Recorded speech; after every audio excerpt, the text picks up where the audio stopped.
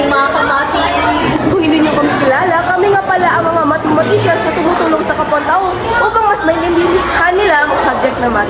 Ngayon, nandito kami sa isang fine dining restaurant na nagbebenta ng mga masasarap na pagkain. Take note, hindi lang masarap kundi social pa. Halina kayo at baka sakaling meron pa kayong mga matutunan.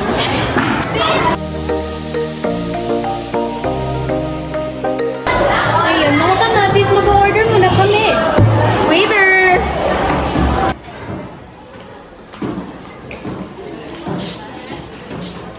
Good day, ma'am. Here's the menu. Thank you. Just call me when you are all ready to order. Oh guys, I think this creamy chocolate bar is delicious. Sure, let's order it. Waiter! Good day again, ma'am. What would you like to order? Can we order this creamy chocolate bar? Okay, anything else? That's all, thank you. Okay, ma'am. 15 minutes later. Here's your order, ma'am. Thank you. Your creamy chocolate bar.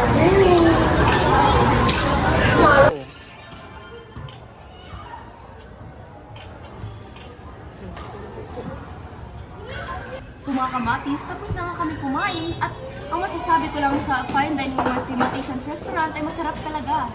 Ay wait, may idea ako. What if gagawin natin math problem ang mga pagkain natin kinain? Gamitin natin yung algebraic expression. Oh sure, maganda yan. Hey waiter! We're done eating. Okay, ma'am. Oh wait, waiter, can we meet your chef? Let me ask our chef. Okay, thank you.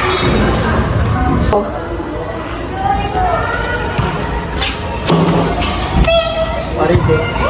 Oh, good day, chef. Three mathematician vloggers would like to meet you. Oh, sure. Good day again, ma'am. Our chef has approved your request. Thank you. This way to our chef's kitchen.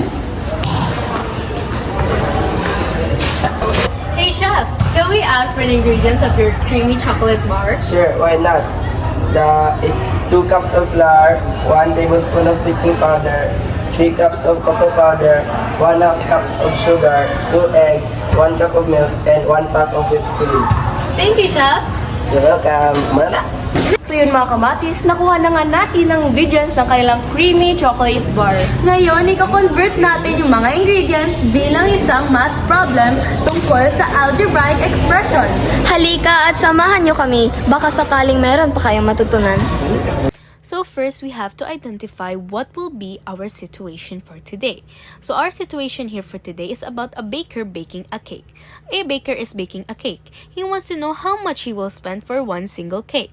1 cup of milk costs 10 pesos, 1 tablespoon of baking powder costs 3.50 pesos, 1 cup of cocoa powder costs 15 pesos, 1.5 cup of sugar costs 17 pesos, 1 egg costs 15 pesos, 1 cup of flour costs 20 pesos, 1 pack of whipped cream costs 23 pesos.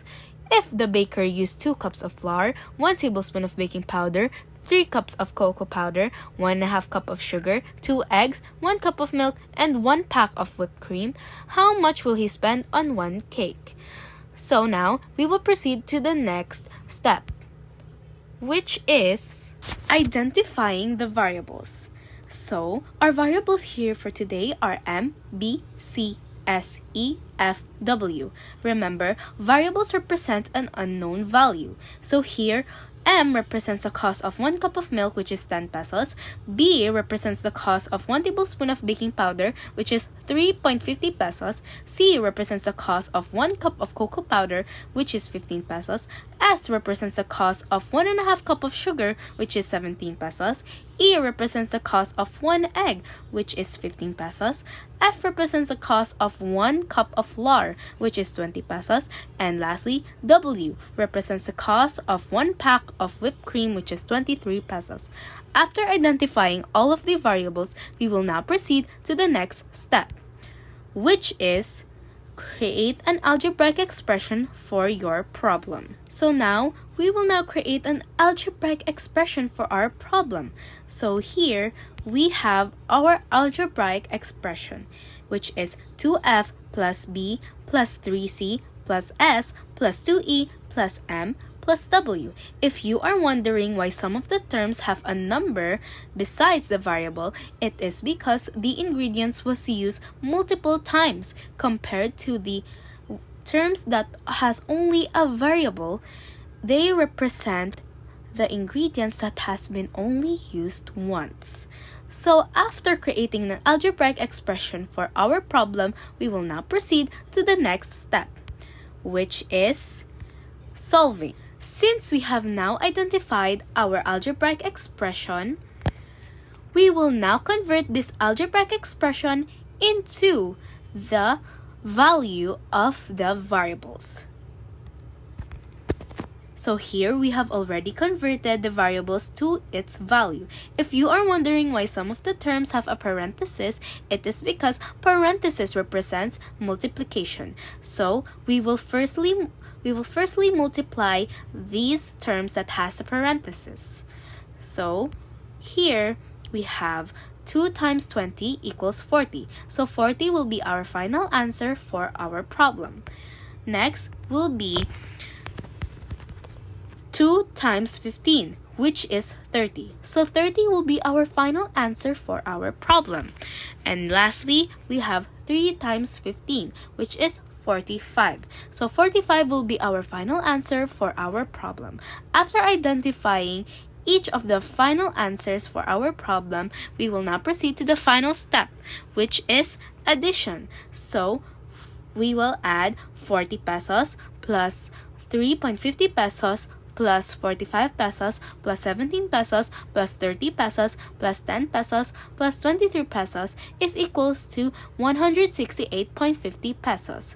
Now, our final answer for this situation is 168.50 pesos, as we have already added all of the value of the variable and we have already identified how much the baker will be spending for one singular cake. At yun na nga ang aming vlog. Sana meron kayong natutunan. Salamat sa panonood mga kamatis! Bye!